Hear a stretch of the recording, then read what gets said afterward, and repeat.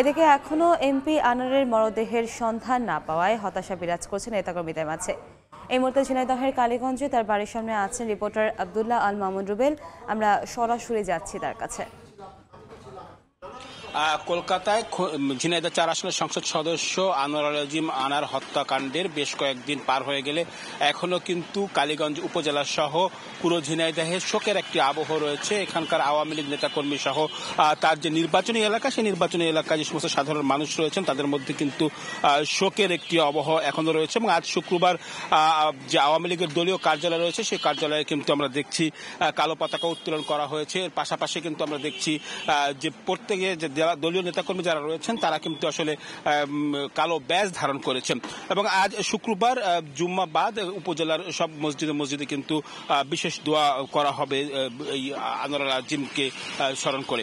একটু বলে রাখি, এখানকার যারা আওয়ামী লীগ নেতাকর্মী তারা আসলে এই মুহূর্তে নানা রকম উৎকণ্ঠায় রয়েছেন। বিশেষ করে তার জানাজার বিষয়টি নিয়ে এসে তারা উৎকণ্ঠায় রয়েছেন, যেহেতু এখনো লাশ খুঁজে পাওয়া যায়নি। তারা আসলে খণ্ডিত লাশগুলো আসলে পাওয়া যাবে কিনা অথবা গায়েবানা জানাজা করবেন কিনা, এই বিষয়গুলো নিয়ে কিন্তু আসলে এখানকার আওয়ামী লীগ নেতা কর্মীরা উৎকণ্ঠায় রয়েছেন। পাশাপাশি এই হত্যাকাণ্ডের তীব্র প্রতিবাদ তারা জানাচ্ছেন। তারা কিন্তু ছোটখাটো প্রতিবাদ সভাও করেছেন এবং হত্যার মূল পরিকল্পনাকারী সহ যারা বাস্তবায়নকারী রয়েছেন তাদেরকে আইনের আওতায় এনে দ্রুত যাতে বিচারের ব্যবস্থা করা যায় সে বিষয়ে কিন্তু তারা আসলে বারবার দাবি জানাচ্ছেন।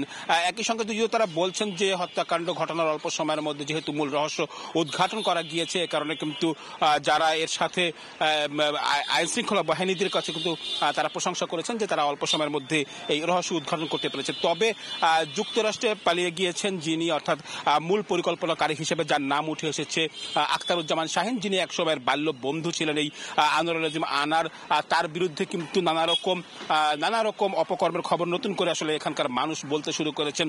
যারা এতদিন চুপ ছিলেন তারাও কিন্তু বলতে শুরু করেছেন। তারা বলছেন যে এই আখতারুজ্জামান শাহিনকে যুক্তরাষ্ট্র থেকে ফিরিয়ে এনে বিচারের মুখোমুখি করতে হবে এবং সেটি আসলে যত দ্রুত বাস্তবায়ন আসলে তারা করতে চান। একটু বলে রাখি যে আনোয়ারুল আজিম আনারের পরিবারের যারা সদস্য রয়েছেন তারা আসলে ঢাকায় অবস্থান করছেন বেশ কয়েকজন, এবং তাদের কিন্তু আজকে ঝিনাইদহে আসার একটি সম্ভাবনার কথা আমরা শুনতে পাচ্ছি। আমরা ঠিক তার বাড়ির পিছনটিতেই রয়েছি এবং আজ রাতে তারা আসতে পারেন এমন কথা আসলে শোনা যাচ্ছে। আমরা পরবর্তী খবরে সেটি নিশ্চিত হলে আপনাদের জানাতে পারবো। তো আমার কাছে এই ছিল ঝিনাইদহ থেকে আনোয়ারুল আজিম আনার হত্যাকাণ্ড পরবর্তী নিয়ে সবশেষ খবর।